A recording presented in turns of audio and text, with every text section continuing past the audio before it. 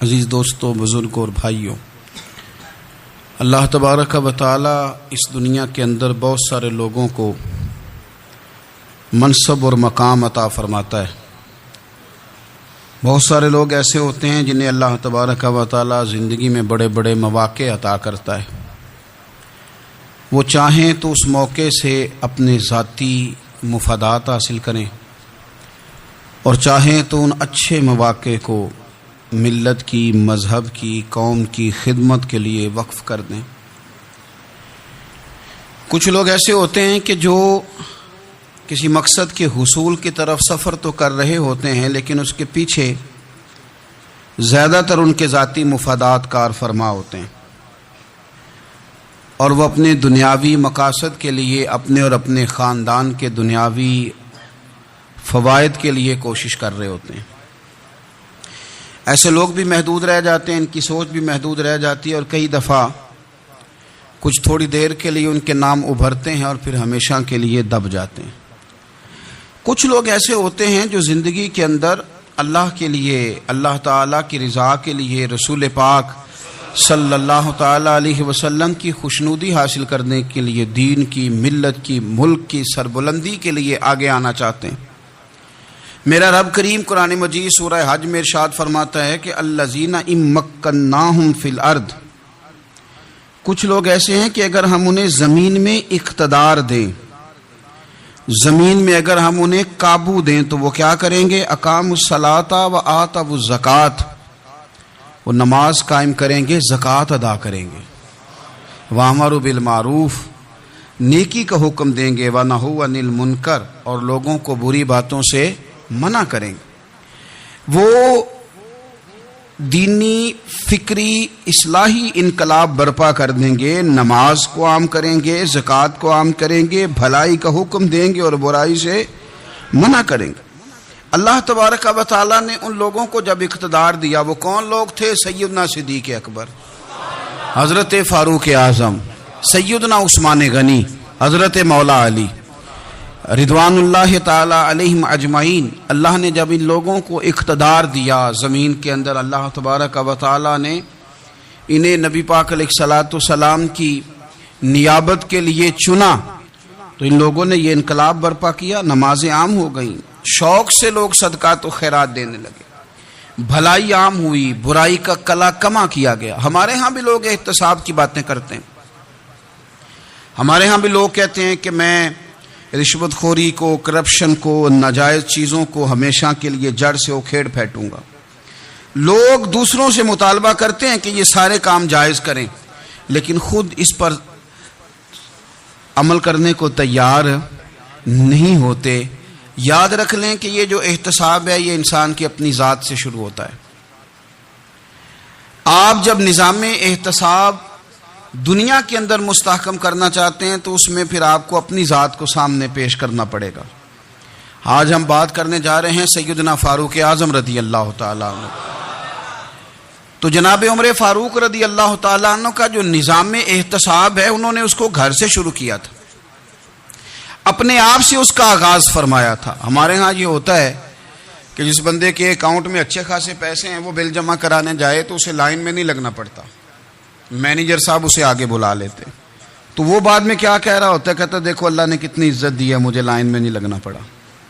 بھائی لائن میں لگنا تو آپ کا یہ تھا کہ آپ سمجھتے کہ سارے مسلمان ہیں، مومنین ہیں، برابر ہیں، تو میں کسی کو تکلیف میں مبتلا نہ کروں۔ جب آپ آگے چلے گئے تھے تو آپ نے بہت سارے لوگوں کا حق مارا تھا، وہ لائن میں جو لگے ہوئے تھے ان کا وقت لمبا ہو گیا تھا۔ آپ نے تو اپنے آپ کو احتساب کے لیے پیش ہی نہیں کیا، بلکہ آپ نے کہہ دیا کہ جناب میرا تو رتبہ اعلیٰ ہے، لہذا یہ میرا حق بنتا تھا، مجھے تو استحکام ملنا چاہیے تھا۔ یہاں بہت سارے لوگوں نے اپنے حق میں چیزوں کو اور رنگ میں پیش کیا۔ سیدنا فاروق اعظم رضی اللہ تعالی عنہ نے اس نظام احتساب کو اپنے گھر سے شروع فرمایا۔ حضرت عمر فاروق رضی اللہ تعالی عنہ اپنے بچوں سے فرمایا کرتے تھے کہ جب میں حکم لوگوں کو کروں گا نا، اپنی رعایا کو، مسلمانوں کو میں کوئی حکم دوں گا تو تمہیں پہلے اس پر عمل کرنا پڑے گا۔ آپ فرمایا کرتے تھے یاد رکھنا لوگ تمہیں اس طرح دیکھیں گے، لوگ اس طرح تمہیں دیکھیں گے جس طرح گوشت کھانے والا پرندہ گوشت کو دیکھا کرتا ہے. چیل گوشت کھاتی ہے تو کیا کبھی اس کو پیغام بھیجنا پڑا ہے کہ تو آجا یہاں گائے مر گئی ہے, بھینس مر گئی ہے؟ خود بخود اس کی نظر ہوتی ہے, وہ پہنچ جاتی ہے. جناب عمر فرمانے لگے میرے گھر والوں, میرے بیٹوں, میری بیٹیوں, میری اہلیہ, لوگ تمہیں اس طرح دیکھیں گے جس طرح گوشت کھانے والے پرندے دیکھتے ہیں. لہذا میں جب کسی کو عمل کروں تو پہلے تمہیں اس پر عمل کرنا پڑے گا جب میں کسی کو حکم دوں. آپ فرمانے لگے یاد رکھنا اگر تم نے میرا حکم نہ مانا تو غیروں نے حکم نہ مانا تو انہیں ایک سزا ملے گی, اور اگر میرے گھر والوں نے نہ مانا تو ڈبل سزا ملے گی. تم پر ڈبل سختی کی جائے گی کہ تم نے میری بات کیوں نہیں مانی. یہ نظام احتساب ہے. ہم نہ دوسروں کے بچوں کا گلا کاٹ کے اپنے بچوں کی خوشیاں لینا چاہتے ہیں. ہم چاہتے ہیں کہ دوسروں کے بچوں کے حصوں کا مال میرے گھر میں آ جائے. آ جاتا ہے. کچھ لوگوں کی سیاست چل جاتی ہے, کچھ لوگوں کا فریب اور فراڈ کام کر جاتا ہے, لیکن وہ گھر روشن نہیں ہوتے. ان گھروں میں پیسہ ہوتا ہے پر قرار رخصت ہو جاتا ہے. ان گھروں میں آسانیاں اور وسعتیں تو آ جاتی ہیں لیکن ایک دوسرے کا احترام ختم ہو جاتا ہے. سیدنا فاروق اعظم رضی اللہ تعالی عنہ کا یہ طریقہ تھا کہ وہ اپنے بچوں پر سختی کرتے. آپ ہمارے ملک میں یہ نظام ہے, موجودہ حکمران ہو یا ان سے پچھلے, بچے سب کے ملک سے باہر رہتے ہیں. یہاں رہتے ہیں تو محلات میں, باہر جاتے ہیں تو بڑی بڑی آسائشوں میں. ان کے بچوں کے لیے قانون بھی الگ سے ہیں, قاعدے بھی الگ سے ہیں, اور ہمارے ملک کے اندر تو ایک باقاعدہ پروٹوکول کا سسٹم ہے. اس سسٹم سے گزر کر بڑے بڑے لوگ چلنا پسند کرتے ہیں. ہمارے زمانے میں بھی کچھ چیزیں سرکاری ہوتی ہیں خالص, لیکن عجیب نظام ہے نا, ہر چیز کا کرایہ بڑھ جاتا ہے, سرکاری دکان کا نہیں بڑھتا. باقی دکانیں 5-6 سال کے لیے ملتی ہیں, سرکاری دکان پہ آپ قبضہ کرنا چاہیں تو پورے 100 سال کے لیے مل جاتی ہے. چونکہ یہ عام عوام کی پراپرٹی ہے تو اس کے ساتھ جو مرضی کو سلوک کرے. ایک سرکاری چراگاہ تھی جس کے اندر جانور چرا کرتے تھے. ہمارے ہاں بھی پنجاب میں کچھ جگہ ہوتی ہیں تو ہم لوگ کہتے ہیں شام لاٹ ہے. سرکاری چراگاہ میں جانور چرا کرتے تھے. حضرت عمر فاروق رضی اللہ تعالیٰ عنہ کے صاحبزادے سیدنا عبداللہ ابن عمر رضی اللہ تعالیٰ عنہ نے بھی ایک اونٹ خرید لیا. تو سب لوگوں کے جانور سرکاری چراگاہ میں چرتے تھے, آپ نے بھی اپنا جانور وہاں چرنے کے لیے, کھانے پینے کے لیے چھوڑ دیا. وہ جب اونٹ آیا تو پتلا تھا, کچھ دنوں کے بعد وہ فربا ہو گیا, طاقتور ہو گیا, موٹا تازہ ہو گیا. حضرت سیدنا عبداللہ ابن عمر رضی اللہ تعالیٰ عنہ نے بیچا تو وہ ڈبل قیمت سے بھی زیادہ کا بکا, کیونکہ پہلے دبلا پتلا تھا, اب موٹا تازہ فربا ہو گیا. حضرت سیدنا فاروق اعظم رضی اللہ تعالیٰ عنہ کو پتا چلا تو بلایا, فرمایا پتر اونٹ بیچ دیا ہے؟ ابا جی بیچ دیا ہے. فرمایا کتنے کا خریدا تھا؟ اتنے کا. بیچا کتنے کا؟ ڈبل قیمت بتائی. فرمایا اس طرح کر کے اصل رکھ لے اور جو اوپر ملی ہے مجھے دے دے. حضور آپ نے کیا کرنی ہے؟ فرمایا میں سرکاری خزانے میں جمع کروں گا. حضور کیوں؟ فرمایا اس لیے کہ تیرا اونٹ سرکاری جگہ پہ چرا کرتا تھا, وہ گھاس سرکاری جگہ سے کھاتا تھا. حضور سب کے کھاتے. حضرت عبداللہ ابن عمر کہنے لگے سب کے کھاتے ہیں. آپ فرمانے لگے تو سب میں شامل نہیں ہے, تو امیر المومنین کا بیٹا ہے, تجھے میں یہ حق نہیں دے سکتا, تیرے اوپر تھوڑی سختی زیادہ کی جائے گی, تجھے یہ حق نہیں ملے گا. تو اپنے اونٹ کو چونکہ سرکاری چراگاہ میں چرایا کرتا تھا, لہذا تجھے وہ جو اصل رقم یہاں جمع کرانی پڑے گی. ہمارے تو بچے پہلی بات تو یہ ہے کہ بات ہی نہیں سنتے. یہ سب کے بچوں کی بات کر رہا ہوں, وہ ٹیچر کے بچے ہوں, سیٹھ کے بچے ہوں, پیر کے بچے ہوں, امام صاحب کے بچے ہوں, کسی کے بچے ہوں, پہلے تو سنتے نہیں. اور اللہ خیر کرے اگر آپ کوئی سنانا چاہیں تو فوری طور پر وہ ہوم منسٹری کے پاس پہنچ جاتے ہیں, ان کی اماں ان کی وکیل بن جاتی, آپ کہہ ہی کچھ نہیں سکتے. حالات رخ بدل جاتے. اس کا نقصان یہ ہوتا ہے کہ ان کو تراشا نہیں جا سکتا, ان کو ہیرے نہیں بنایا جا سکتا. ان کے اوپر کچھ ایسی میل کچیل چڑھ جاتی ہے جو بڑی عجیب و غریب ہوتی. اور کچھ لوگ ایسے ہوتے ہیں جو خرابی کرنے میں بھی اپنا کردار ادا کرتے ہیں, خرابی کرنے میں. اور بڑے لوگوں سے منسلک ہونے کے لیے لوگ رستے تلاش کرتے ہیں, رستے.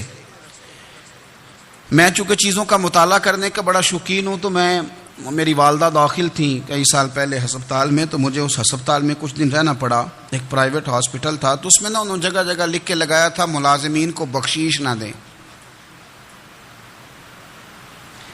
ہم ان کو بڑی اچھی معقول تنخواہ دیتے ہیں، سیلری بڑی عمدہ ہے، تو لوگ بخشیش نہ دیں. میں نے جو مینجمنٹ کے لوگ تھے ہاسپٹل کی، ان میں سے ایک سے میں نے کہا کہ اگر کوئی بندہ اپنی خوشی سے دینا چاہے تو آپ نے بڑا موٹا لکھ کے لگایا برائے مہربانی ان کو بخشیش نہ دیں. اس نے بڑی قیمت، سادہ آدمی تھا پر میری بڑی اس نے مجھے بات بتائی، مجھے نفع ہوا. کہنے لگے مولوی صاحب، جب کچھ امیر لوگ ہسپتال میں مریض لے کے آتے ہیں تو وہ صفائی والے کو پہلے ہی 500 روپیہ دکھا لیتے ہیں آتے ہی. پھر وہ جیسے آواز دیتے ہیں صفائی والے فٹافٹ اندر آتے ہیں، ان کا کمرہ صاف کرتے ہیں. تو سارے تو بیچارے اتنے مالدار نہیں ہوتے کہ آتے ہی پہلے کام والے کو 500 دیں. پھر نقصان کیا ہوتا ہے کہ یہ جن کی ذمہ داری ہے بہت ساری ڈیوٹیاں کرنے کی، یہ ڈیوٹی نہیں کرتے. یہ پلٹ کے ان کی طرف دیکھتے ہیں جن کے گھر سے سالن صحیح آتا ہے. ادھر ان کی توجہ زیادہ ہو جاتی ہے، جو نوٹ ان کو زیادہ دکھاتے ہیں، جو پھل لے کے آتے ہیں تو آدھا ان کو دیتے ہیں. تو ہم یہ کہتے ہیں یہ کام ہی نہ کرو، یہ اپنی تنخواہ پہ کام کریں تاکہ ہر آنے والے کا درد سمجھیں، ہر ایک کو یکساں یہ سروسز فراہم کریں. تو ہم یہ کام کرتے ہیں. ہم ایم پی اے کے اور کسی سے ہمارا تعلق نہ بنے تو ہم جناب اس کے ڈرائیور سے ہی تعلق بنا لیتے ہیں.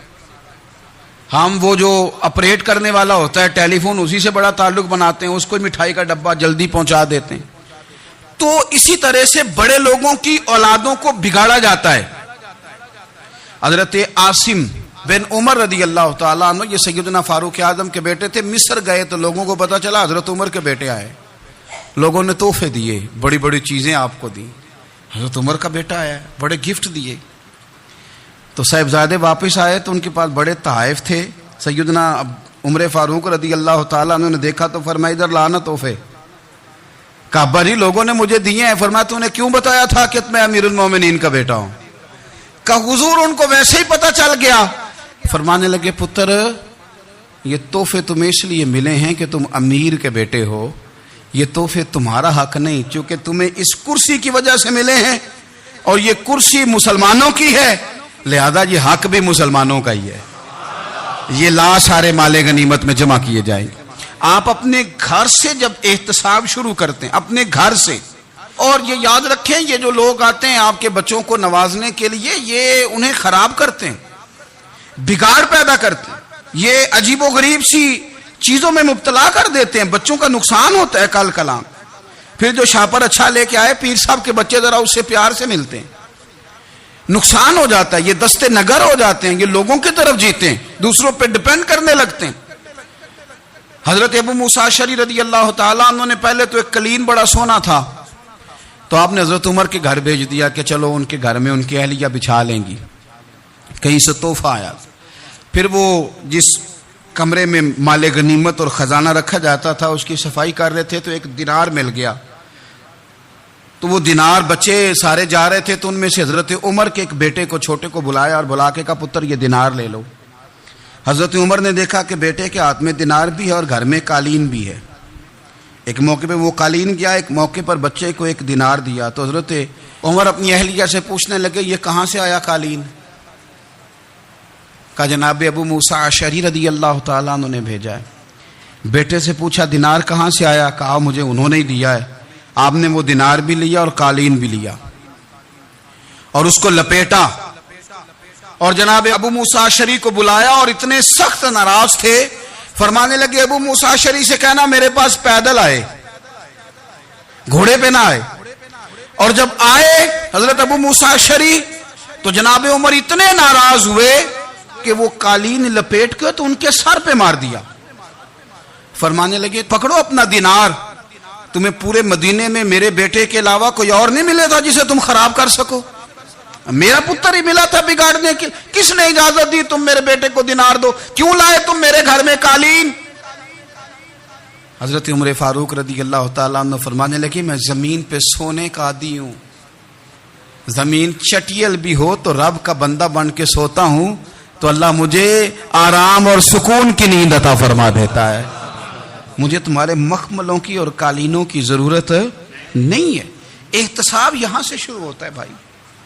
یہاں ہم نہ اپنے گھر میں بیٹھ کے مایوس باتیں کرتے ہیں، اور فلانے کے بچے کہاں پہنچ گئے، فلانے کے بعد بڑا پیسہ آ گیا، میں کچے مکان میں رہوں، میں یہ کروں، دیکھو مجھے نہیں سہولی۔ یہ تو آپ مایوسی والی باتیں کر رہے ہیں، یہ تو آپ کمزور باتیں کر رہے ہیں۔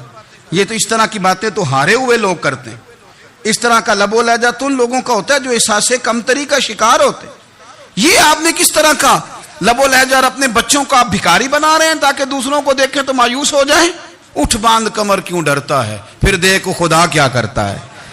آپ کا جو احساس ہے وہ اتنا خوبصورت ہو، آپ کے لہجے کے اندر اس قدر ٹھہراؤ ہو، آپ کو اطمینان آ چکا ہو، اور آپ کے بچے کبھی بھی کمپیریزن نہ کریں اپنا کسی کے ساتھ، کبھی بھی انہیں کرنے نہ دیں۔ آپ کبھی وہ کبھی یہ بات نہ کریں کہ فلانے زیادہ اچھا کھاتے پیتے ہیں تو ہم کدھر ہیں، کرنے نہ دیں انہیں بتائیں کہ بیٹا اپنی مٹی پہ چلنے کا سلیقہ سیکھو، سنگ مرمر پہ چلو گے تو پھسل جاؤ گے۔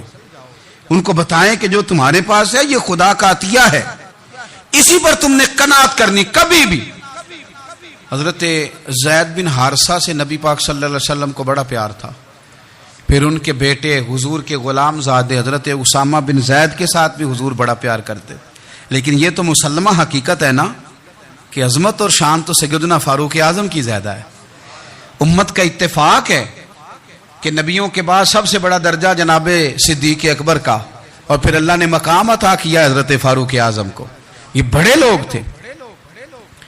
ایک دفعہ مال تقسیم ہو رہا تھا تو حضرت عمر رضی اللہ تعالیٰ عنہ نے حضرت اسامہ بن زید کو 4000 دینار دیے، اور اپنے بیٹے عبداللہ ابن عمر کو 3000 دینار دیے۔ تو حضرت عبداللہ ابن عمر گھر جا کے کہنے لگے، ابا جی اسامہ میں وہ کون سی خوبی ہے جو میرے اندر نہیں، اور اسامہ کے باپ میں وہ کون سی خوبی ہے جو آپ کے اندر نہیں۔ تو حضرت عمر کی عاجزی دیکھیے، حالانکہ بالاتفاق دنیا جانتی ہے کہ جناب عمر فاروق رضی اللہ تعالیٰ عنہ افضل ہیں، پھر بھی پتہ اپنے بیٹے سے کیا کہتے ہیں؟ فرماتے ہیں وہ سن یار، وہ خدمت گزار ہیں نبی پاک کے، وہ بھی حضور کے گھر میں ڈیوٹی کرتے، نوکری کرتے، اور ان کے بیٹے بھی حضور کی نوکری کرتے، یہ خدمت گزار ہیں۔ فرمانے لگے اگر تو نے پوچھ لیا تو سن، پھر میری تو رائے یہ ہے کہ تیرے سے زیادہ اسامہ بن زید حضور کی نظر میں پیارے ہیں، اور اسامہ کا باپ تیرے باپ سے زیادہ نبی پاک کا پیارا ہے۔ کوئی کمپیریزن کرنے نہیں دیا، بچوں کو کسی ایسی جگہ کھڑے ہونے نہیں دیا۔ فرمایا یہ وجہ ہے، یہ انداز ہے کہ تو زیادہ پیارا ہے۔ حضرت عمر فاروق رضی اللہ تعالیٰ عنہ پسند نہیں کرتے تھے، ذرا برابر بھی پسند نہیں کرتے تھے کہ کوئی شخص اور مال آتا تو اپنے رشتہ داروں کو نوازنے سے بچتے۔ مال غنیمت آتا ہے نا، ہمارے ہاں تو اللہ خیر کرے جب کوئی بندہ کونسلر بنتا ہے، چیئرمین بنتا ہے، تو ٹھیکہ کس کو دیتا ہے؟ کوئی چلو بھتیجا مل جائے، کوئی بھانجا مل جائے، کوئی چھوٹا بھائی، اسے بھی کام مل جاتا ہے ساتھ۔ نوازنے پہ لوگ آتے ہیں تو وہ تلاش کرتے ہیں کہ کہاں کہاں کو میرا ہے، وہ ٹینڈر ہی ان کے نام کے پاس ہوتے ہیں جن کی طرف ذرا نظر کرم زیادہ ہوتی۔ حضرت عمر فاروق مال تقسیم کر رہے تھے تو بیٹی آگے کہنے لگی، ابا جی رشتہ داروں کا بھی حق ہوتا ہے، آپ سب کو دیتے ہیں، آپ کے اپنے آپ کے قریب ہی نہیں آتے۔ تو حضرت عمر فاروق نے کیا لفظ کہے، کیا حقیقت ہے، کیا حسن ہے۔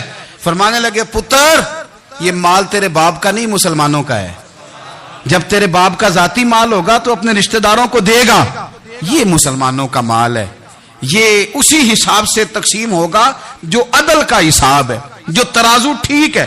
فرمایا تو مجھے یہ مشورہ نہ دے، یہ مسلمانوں کا مال۔ یہاں سے نظام احتساب شروع ہوتا ہے، یہاں سے انسان آگے بڑھتا ہے، اور پھر کوئی تکلف نہیں کسی پر حضرت عمر کا، کوئی چھوٹا ہے یا بڑا ہے۔ حضرت ابو سفیان رضی اللہ تعالیٰ عنہ سردار رہ چکے ہیں مکے کے، بڑے آدمی، لیکن نظام احتساب میں کوئی چھوٹا بڑا نہیں ہوتا۔ حضرت عمر فاروق مکہ مکرمہ گئے تو لوگوں نے کہا حضور جناب ابو سفیان نے گلی میں پتھر رکھے، اور بہت سارے لوگوں کو رستوں میں تکلیف ہو رہی ہے، تو حضرت ابو سفیان رضی اللہ تعالیٰ عنہ سے بھی لوگ کہہ دیتے تو وہ بھی اٹھا دیتے، لیکن لوگوں نے چونکہ وہ سردار تھے، بڑے تھے، تو لوگوں نے ان سے کہا نہیں۔ حضرت عمر جب آئے تو کہا تو جناب عمر نے پرواہ نہیں کی، خود آئے، جناب ابو سفیان سے کہا یہ پتھر آپ نے رکھے؟ کہا حضور ہاں۔ فرمایا یہ بھی اٹھائیے، یہ بھی اٹھائیے، یہ بھی اٹھائیے۔ جب وہ اٹھا رہے تھے تو حضرت عمر کہہ رہے تھے شکر نہیں اللہ کا کہ عمر کہہ رہے ہیں اور ابو سفیان مانتے جا رہے ہیں. شکر نہیں، یہ نظام احتساب ہے کہ بڑا ہو یا چھوٹا ہو اس کو یہ حق حاصل نہیں ہے کہ مسلمانوں کو وہ کسی تکلیف میں کسی بھی صورت میں مبتلا کرے، کہیں بھی کسی جگہ بھی، اس کو یہ والی اجازت نہیں. حضرت سیدنا عمر فاروق رضی اللہ تعالی عنہ. پھر ایک اور بات تھی، میں کئی دفعہ یہ بات کہتا ہوں اور مجھے ذاتی طور پر اس کا بڑا تجربہ ہے. کچھ لوگ نا خوشامد پسند ہو جاتے ہیں، بڑی عمدہ تعریف کرتے ہیں، اوئے ہوئے ہو پول باندھتے ہیں پورے. آپ کے پاس آئیں گے تو کہیں گے جناب آپ سے زیادہ اچھا بندہ ہی کوئی نہیں. تو وہ نا آپ سے کام نکلواتے ہیں، پھر وہ کسی دوسرے کے پاس جاتے ہیں تو اسی طرح کا رویہ وہ دوسروں کے ساتھ کرتے ہیں. یہ عام لوگوں میں بھی مرض ہوتا ہے، عام لوگوں میں بھی. اور بادشاہ ہو بندہ اگر، پھر تو اس کا دل کرتا ہے میں اگر بادشاہ سلامت ہوں تو دو چار بندے دیہڑی پہ رکھ لوں پر میری تعریف ضرور کریں. پابندی ہوتی ہے، لوگ یہ کام بڑے شوق سے کرتے ہیں. اور شیخ سعدی فرمایا کرتے تھے لکڑی کو گھن کھا جاتی ہے اور بڑے لوگوں کو خوشامد کھا جاتی ہے خوشامد. حضرت عمر فاروق رضی اللہ تعالیٰ عنہ اس معاملے میں بھی بڑے مضبوط تھے. ویسے مجھے اور آپ کو اچھا کون لگتا ہے؟ ہماری غلطیاں بتانے والا. ہمارے ایسا فرمایا کرتے تھے اپنے دشمنوں کی باتوں پر بھی غور رکھو، تمہارے دشمن تمہیں نکھار دیتے ہیں. تمہارے اندر جو کوتاہیاں ہوتی ہیں وہ تمہیں پتہ چل جاتی ہیں کہ یہاں میری اصلاح ہو رہی. ان پر غور کرو وہ کیا کہتے ہیں. حضرت عمر فاروق کی تعریف کی ایک بندے نے، کمال تعریف کی. وہ اس کا خیال تھا کہ رزلٹ بڑا شاندار آئے گا. بادشاہ کی تعریف ہوتی تھی تو پھر تھیلی جاتی تھی اشرفیوں کی، کمال رزلٹ آئے گا. تو حضرت عمر جب وہ پوری کر چکا نا بات تو فرمانے لگے تو خود بھی ہلاک ہوا اور مجھے بھی ہلاک ہی کر دیا ہے. خود بھی تباہ ہوا ہے، مجھے بھی تباہ کر دیا. کس طرح کی باتیں کر رہا ہے. ایک بندہ اور آیا اور اس نے آ کے کہا کہ پوری امت میں سب سے افضل ہے فاروق اعظم آپ ہی ہیں. تو حضرت عمر فاروق فرمانے لگے تجھے تیری ماں روئے، ابو بکر تجھ سے بھی افضل تھے، تیرے باپ سے بھی افضل تھے، اور صدیق اکبر مجھ سے بھی افضل ہے اور میرے باپ سے بھی افضل ہے. یہ تو کس طرح کی بات کر رہا ہے؟ یہاں ہر شے ہضم نہیں ہو جاتی، فوری طور پہ لوگ ڈکار بھی پورا نہیں لیتے. قرآن مجید نے کہا فلا تزکوا انفسکم هو اعلم بمن اتقى. اپنے منہ سے نہ کہو میں پاک صاف ہوں، اللہ زیادہ بہتر جانتا ہے کہ تم میں سے پرہیزگار کون ہے. اپنے منہ سے تعریفیں کرتے کراتے ہو، یہ مزاج چھوڑ دیں. حضرت عمر رضی اللہ تعالیٰ عنہ پسند نہیں کرتے تھے. ایک آدمی نہ چلتا تھا وہاں تو بڑا متکبرانہ چال کے ساتھ چلتا. حضرت عمر نے دیکھا، یہاں تک احتساب فرماتے تھے، زمین پہ زور زور سے پیر پٹکتا، چال بڑی اس کی متکبرانہ، لوگ بڑے پریشان ہوتے. حضرت عمر نے ایک دن سمجھایا، باز نہیں آیا. اگلے دن پہ درہ نکال لیا، لگائے 4 درے. فرمایا آج کے بعد نہ چلنا اس طرح مدینے میں پیر پٹک پٹک کے. اس وقت تو اسے غصہ لگا، لیکن کچھ دیر کے بعد نا جب غصہ اترا تو حضرت عمر کے پاس آیا، کہنے لگا حضور اللہ آپ کا بھلا کرے، آپ نے درے نہیں مارے، آپ نے تو شیطان بھگا دیا جو میرے ساتھ چمٹا ہوا تھا. چمٹا ہوا شیطان آپ نے مجھ سے بھگا دیا. یاد رکھیں مسند امام احمد بن حنبل میں حدیث ہے، اللہ کے پیارے رسول صلی اللہ علیہ وسلم فرماتے ہیں جو دنیا میں متکبرانہ چال کے ساتھ چلتا ہے نا، قیامت کے دن وہ اللہ سے اس حال میں ملے گا کہ رب اس سے ناراض ہوگا. متکبرانہ چال سے نہیں چلیں گے. تو حضرت فاروق اعظم رضی اللہ تعالیٰ عنہ کا یہ طریقہ تھا کہ آپ خیال کرتے. اور پتہ کس طرح کا آپ کا مزاج تھا؟ فرماتے تھے تقسیم کرو، دوسروں کا بھی خیال رکھو. جس طرح بندہ دیوانہ وار نہیں لوگوں کا خیال رکھتا کہ بندہ بگڑے کوئی نہ، دیوانہ وار. کچھ لوگ تبلیغ کرتے ہیں رسمی، اور کچھ لوگ ایسے ہوتے ہیں جو لوگوں کی اصلاح میں دیوانے ہو جاتے ہیں. ان کی خواہش ہوتی ہے یہاں بھی بندہ ٹھیک ہو جائے، یہاں بھی بندہ ٹھیک ہو جائے، یہاں بھی بندہ ٹھیک ہو. کچھ لوگ کڑی نگرانی کرتے ہیں کہ انسان بگڑنے نہ پائے. حضرت عمر فاروق رضی اللہ تعالیٰ عنہ نا گوشت والی دکان کے پیچھے جا کے بیٹھ گئے کئی دنوں تک. وہ کہنے لگا حضور یہاں کیا ہے؟ فرمایا تو اپنا کام کرنا. گوشت والی دکان پہ بیٹھے، کام کر اپنا. نگرانی کرنے لگے حضرت عمر. پھر آپ نے نا وہ بندے پکڑ لیے. کون؟ جو 2 دن مسلسل گوشت خریدنے آئے. پکڑ کے کھڑا کر لیا. فرمایا تو کل بھی گوشت لینے آیا تھا؟ حضور ہاں. فرمایا آج پھر کھائے گا؟ حضور جی. تو آپ فرمانے لگے کیا تیرے محلے سے غربت ختم ہو گئی ہے؟ تیرے رشتہ دار سارے پیٹ بھر کے کھاتے ہیں، تو دو دن گوشت لینے آتا ہے؟ فرمایا آج کے بعد مسلسل گوشت لینے آیا تو درے سے ماروں گا، خبردار یہ کام نہ کرنا. یہاں تک نظام احتساب کا جب خیال رکھا جائے پھر حالات بگڑا نہیں کرتے، پھر وہ قابو میں رہا کرتے ہیں. حضرت عمر فاروق رضی اللہ تعالیٰ عنہ اس ترتیب کے ساتھ اصلاح کرتے، اس ترتیب کے ساتھ. سیدنا فاروق اعظم رضی اللہ تعالیٰ عنہ کی ایک بات آخر میں عرض کرنی ہے، وہ میں بھی اپنے اوپر لاگو کروں، آپ بھی غور کریں. حضرت عمر فاروق رضی اللہ تعالیٰ عنہ نے خط لکھا حضرت ابو موسیٰ اشعری کو. آپ فرمانے لگے یاد رکھنا، جو گورنر، جو امیر اپنے رب کریم کی فرما برداری کرتا رہتا ہے نا، اس کی رعایا بھی اس کی فرما برداری کرتی ہے. اور جو لوگ اپنے رب کریم کی فرما برداری چھوڑ دیتے ہیں، پھر جنہوں نے ان کی فرما برداری کرنی ہوتی ہے وہ ان کی فرما برداری چھوڑ دیتے ہیں. آپ نے سپہ سالاروں کو خط لکھے تھے، فوج کے جو جرنیل تھے، کمانڈو تھے، ان کو خط لکھے تھے. فرمایا جو سپاہی نماز نہیں پڑھتا اسے فوج سے نکال دو. اور ساتھ لکھا تھا یاد رکھو جو رب کا وفادار نہیں وہ ہمارا کیسے ہو سکتا ہے، نکال دو ان لوگوں کو، فوج سے الگ کر دو. ہم آج جو بے پناہ پریشان ہیں، ہمارے بچے بات نہیں مانتے، شاگرد بات نہیں مانتے، ہم شکوے کرتے ہیں، بے ادبی بڑھ گئی. ادب کے ساتھ میں گزارش کروں گا بڑوں کی بارگاہوں میں، جو میری طرح کے بڑے بنے ہوئے ہیں، بزرگوں سے نہیں بات کرتا، ان سے میں کہوں گا کہ ہمیں ایک دفعہ اپنے اوپر بھی تو غور کر لینا چاہیے. کہیں ایسا تو نہیں ہے کہ ہم جب تک اللہ تعالیٰ کے فرما بردار تھے، جب تک ہم تقوی کے معیار پر تھے، ہماری بات ماننے والے ہماری بات مان رہے تھے. کہیں ایسا تو نہیں کہ ہم اس معیار سے ہل گئے ہیں تو اب جو ہمارے فرما بردار تھے وہاں سے ہل گئے. حضرت عمر رضی اللہ تعالیٰ عنہ فرمایا کرتے تھے کہ لوگوں کو عجب میں مبتلا نہیں ہونا چاہیے. خود پسندی کا جو ماحول ہوتا ہے اس سے لوگوں کو ہمیشہ نکلنا چاہیے. حضرت عمر کے ایک صاحبزادے نے کنگھی کر لی، اچھا لباس پہن لیا تو درہ مارا جناب عمر نے. تو آپ کی بیٹی کہنے لگی ابا یہ تو بالکل جائز ہے، اچھے کپڑے پہننا، اچھا لباس پہننا اور سر میں کنگھی کر لینا، اس پر درہ کیوں مار دیا؟ تو آپ فرمانے لگے بیٹا یہ خود پسندی میں مبتلا ہونے لگا تھا، یہ اپنے آپ کو بہت بھلا سمجھنے لگا تھا. اس کا خیال تھا کہ میں یوں، میرے علاوہ کوئی نہیں. یہ اس مقام پہ جا رہا تھا جہاں اس کی تربیت رک جاتی، اس لیے درہ مارا ہے. ایک دفعہ حکومتی معاملات کے اندر آپ کی اہلیہ نے مشورہ دینا چاہا. بڑے کام بیویاں نہیں کرتی، بڑے بڑے معاملات میں مداخلت نہیں کرتی.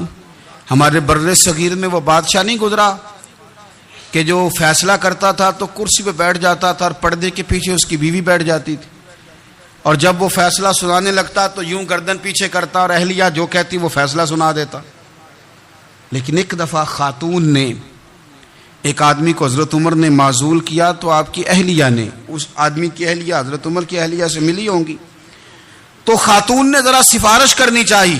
تو جناب عمر فاروق رضی اللہ تعالیٰ عنہ کے ہاتھ میں عصا تھا، ڈنڈا تھا، 2-3 دفعہ زمین پہ مارا. فرمایا تمہیں کس نے اجازت دی ہے حکومتی معاملات میں مشورہ دینے کی؟ یہ مشورہ مولا علی دیں گے یا عثمان غنی دیں گے؟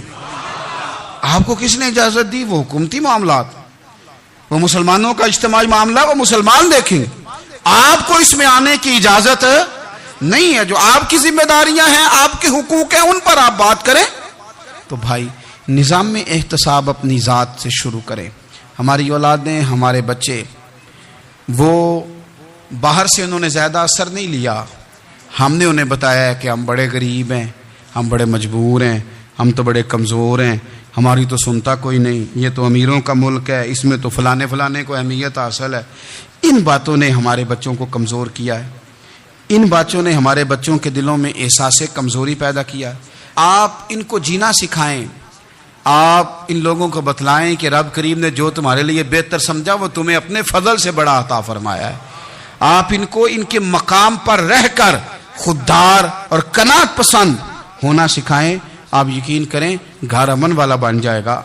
بچے اگر بھنا ہوا گوشت کھا رہے ہوں اور پھر بھی لاڑی رہے ہوں کہ مسالہ میری مرضی کا نہیں، سٹائل میری مرضی کا نہیں، ٹیسٹ میری مرضی کا نہیں، یہ والا گوشت میں نے نہیں کھانا، یہ اس طرح کر کے بنا ہوتا تو پھر میں نے کھانا تھا.